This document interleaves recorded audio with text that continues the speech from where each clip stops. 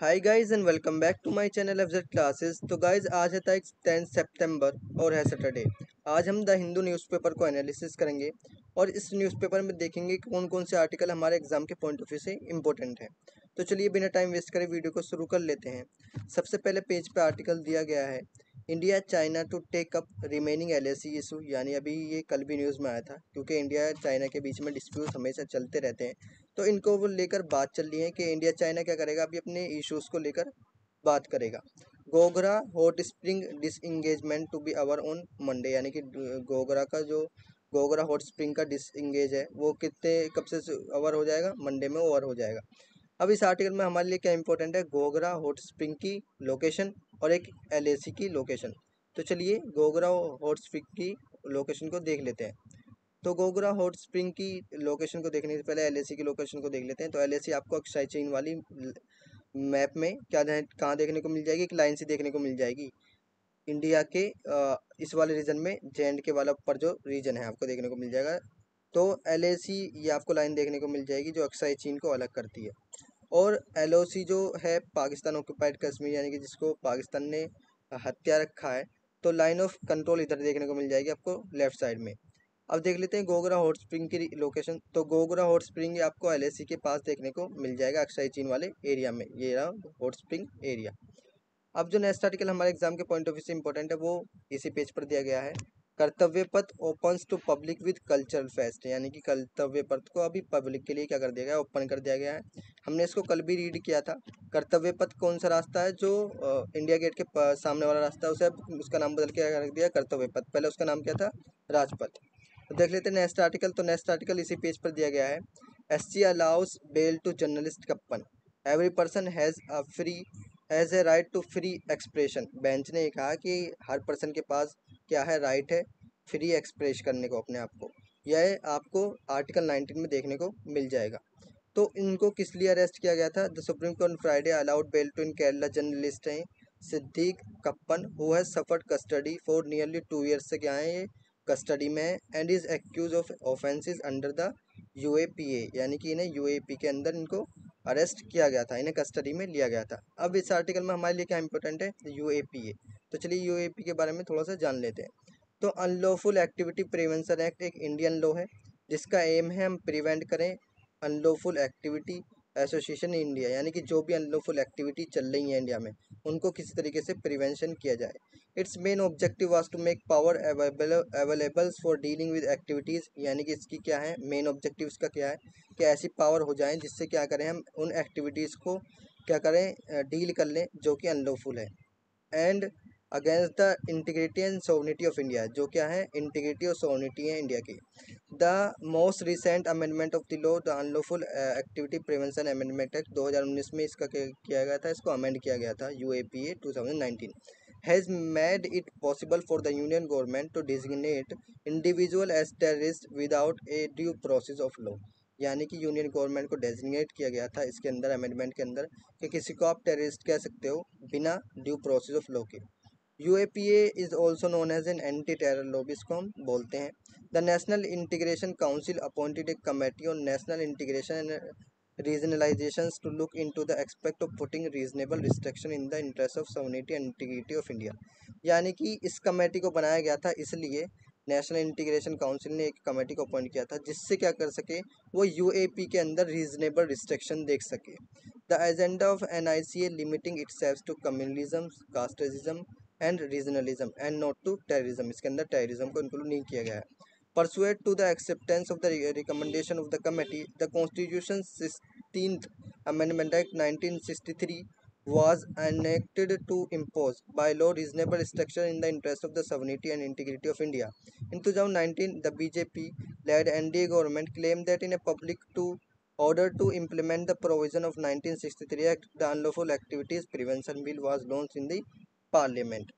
United Nations Special Rapporteur stated that provision of the UAPA 2019 controversies several articles of the Universal Declaration of Human Rights.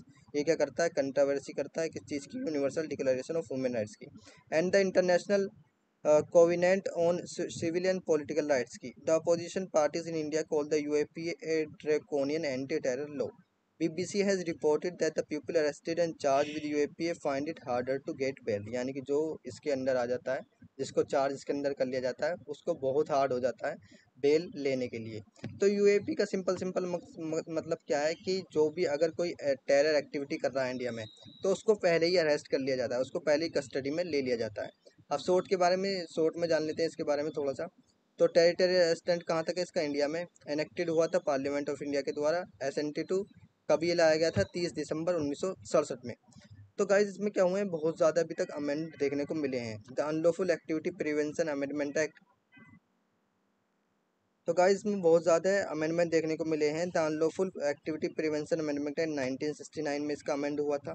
The criminal law amendment act 1972, the delegated legislature provision amendment act 1986, the unlawful activity prevention amendment act 2004, the unlawful activity prevention amendment act 2008, और दो last जो अभी इसमें amendment हुआ है 2019 में, the unlawful activity prevention amendment act 2019।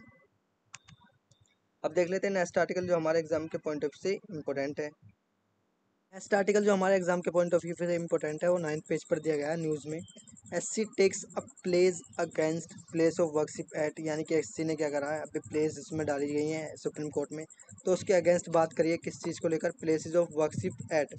ये क्या हो रहा है, बहुत दिन से मुद्दा बना हुआ है ज्ञानवापी मॉस्की को लेकर, जो वाराणसी में, उसको लेकर बहुत दिन से प्लेसेस ऑफ वर्कशिप एक्ट पर बात चलती रहती है। तो जान लेते हैं प्लेसेस ऑफ वर्कशिप एक्ट क्या है। Places of worship special provision act 1991 का है। Seeks to maintain and protect the religious character of places of worship in India, यानी कि उन प्लेसेस को मेंटेन करना, उन प्लेसेस को प्रोटेक्ट करना जो कि रिलीजियस प्लेसेस हैं इंडिया में। इसका एक्ट का नंबर 42 ऑफ 1991 का क्या कहता है, an act to prohibit conversion of any place of worship and to provide for a maintenance of an religious character of any place of worship as it existed on the 15th day of the August 1947। इसका साफ साफ मतलब है कि इसमें ये बताया है कि किसी भी प्लेस वर्कशिप का जो प्लेस है उसको कन्वर्ज नहीं किया जाएगा, उसको मेंटेनेंस दी जाएगी, उसको प्रोटेक्ट किया जाएगा, जो कि एग्जिस्ट करता था 15 डे ऑफ अगस्त 1947 यानी कि आज़ादी के दिन पर। And for matters connecting therewith or incidental thereto, और इसका स्टेटस क्या है, ये इन्फोर्स में है, यानी कि उन प्लेसेस ऑफ वर्कशिप को नहीं हटाया जाएगा अब, जो कि 15 डे ऑफ अगस्त 1947 में एग्जिस्ट करती थी इंडिया के अंदर। तो ये मुद्दा बना हुआ है। अब देख लेते हैं नेक्स्ट आर्टिकल जो हमारे एग्जाम के पॉइंट ऑफ व्यू से इंपॉर्टेंट है, वो इसी पेज पर दिया गया है। Campaign to expand SHG footprints, यानी कि in bid to and increase the coverage of self help groups, the Ministry of Rural Development on Friday announce a nation wide campaign to expand the inclusion of womens who are left out of the umbrella of self help groups HG under the Deendayal Upadhyay national rural livelihood mission. ये बताया इसमें जो self help group है उनके अंदर अभी कमी देखने को मिली है, किस चीज़ की, मेंबर्स की। तो वो जो वीमेंस इसके अंदर जुड़ने को भी बाकी हैं उनको जोड़ा जाए। अब देख लेते हैं सेल्फ हेल्प ग्रुप्स क्या हैं। तो सेल्फ हेल्प ग्रुप के बारे में अगर बात करें तो ये SHG एक फाइनेंशियल इंटर मीडियरी कमेटी है जो यूजुअली जिसके अंदर आपको 12 to 25 लोकल वीमेंस देखने को मिल जाएगी जिनकी एज 18 से 50 तक है। एज कितनी है उनकी, 18 से 50 तक। Most self help groups are in India, तो they can be found in other countries, और अदर कंट्रीज में भी सेल्फ हेल्प ग्रुप पाए जाते हैं जैसे इंडिया में पाए जाते हैं, स्पेशली इन साउथ एशिया में और साउथ ईस्ट एशिया में, इंडोनेशिया में, मलेशिया में, इन सब में। ASHG is generally a group of peoples, ये एक ग्रुप है पीपल्स का, who work on daily wages, जो डेली वेजेस पर काम करते हैं, इनकी डेली सैलरी पे काम करते हैं। Who form a loose grouping or union, जो अभी क्या कर रहे हैं, उनकी ग्रुपिंग लूज देखने को मिल रही है, यानी कि उनमें कमी देखने को मिली है। Money is collected from those who are able to donate and given to members is needed, ये उस मेंबर से मनी लेते हैं जो डोनेट करने के लायक हो, और उस मेंबर को मनी देते हैं जो क्या हो, पुअर हो, जिसकी नीड हो मनी को लेकर।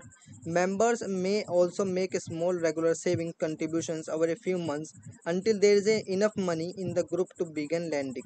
Funds may then be lent back to the members or to other villagers in the for any purpose. In India, many SHG are linked with the banks for delivery of micro credit. यानी कि छोटे छोटे loans को लेने के लिए India में बहुत सारे SHG ग्रुप देखने को मिल जाएंगे। अब इसके स्ट्रक्चर के बारे में थोड़ा सा देख लेते हैं।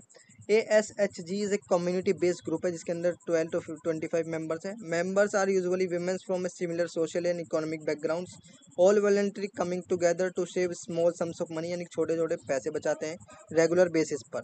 दे pool their resources to become a financial stable बनने के लिए, taking loans from a collective savings in times of emergency और फाइनेंशियल स्कार्सिटी. लोन लेते हैं बैंक से जिस समय पे इन्हें यूज़ किया जा सके इमरजेंसी के समय पे या फाइनेंशियल स्कार्सिटी को लेकर. Important life events or to purchase assets, the group members use collective wisdom and peer pressures to ensure proper end use of credit and timely repayment. उसको लोन जो लेते हैं उसको इंटरेस्ट को भी देते हैं, उसके रिपेमेंट कर देते हैं बैंक की. In India RBI regulations mandate that banks offers financial services including collateral free loans to this group, यानी कि collateral free loans, interest free loan इन ग्रुप को दिया जाए on very low interest of the credit and rates.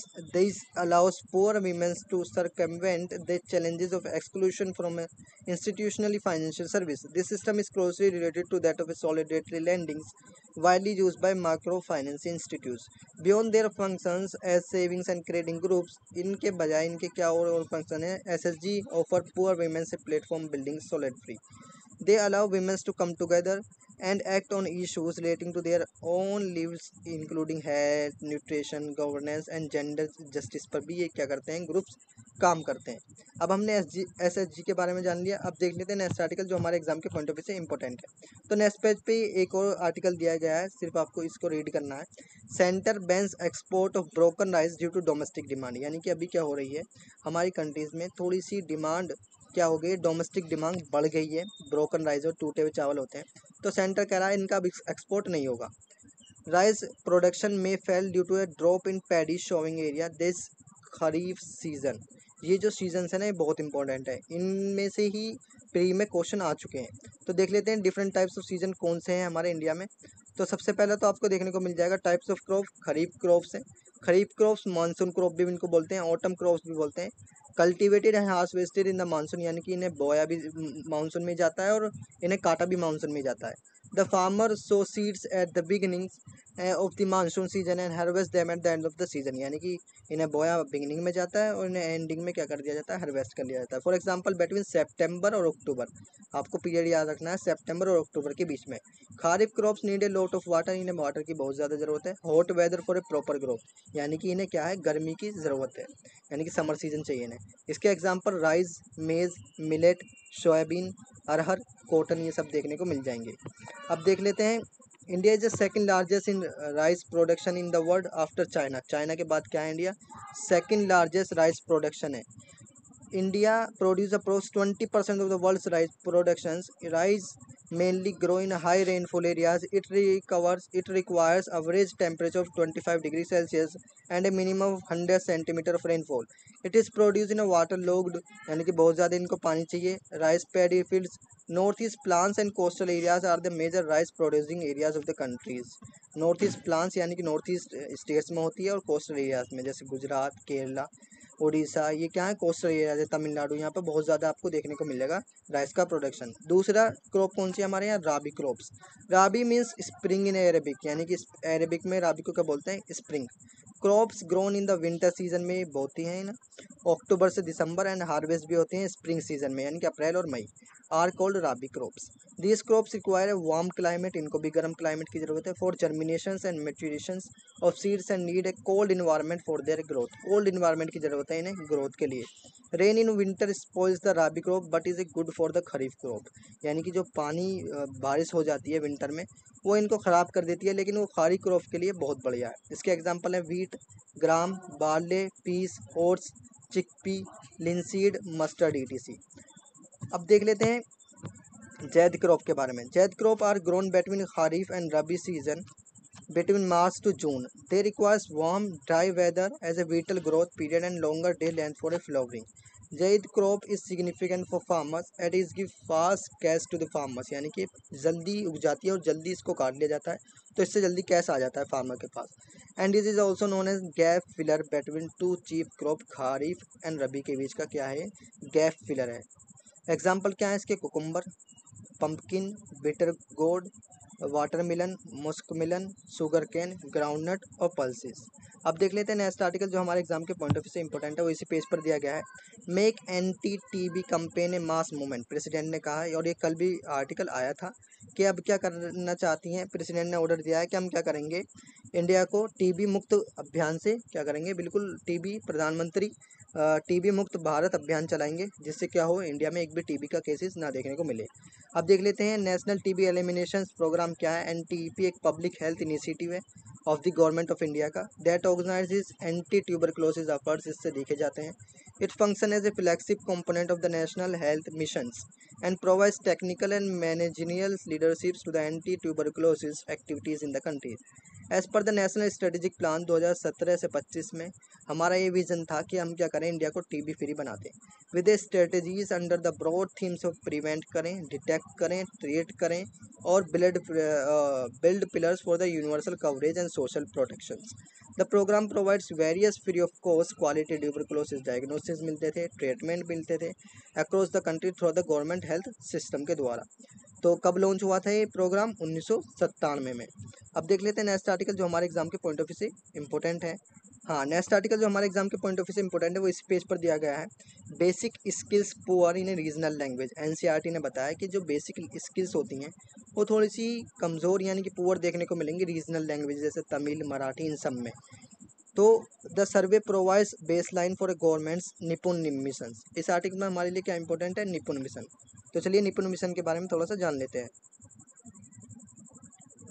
निपुण Bharat mission और national initiative for a proficiency reading with a understanding and numeracy. Nipun की full form क्या है, national initiative for proficiency in reading with understanding and numeracy is launched by the education minister of India. किसने launch किया था इसको, education minister of India ने, under national education policy 2020।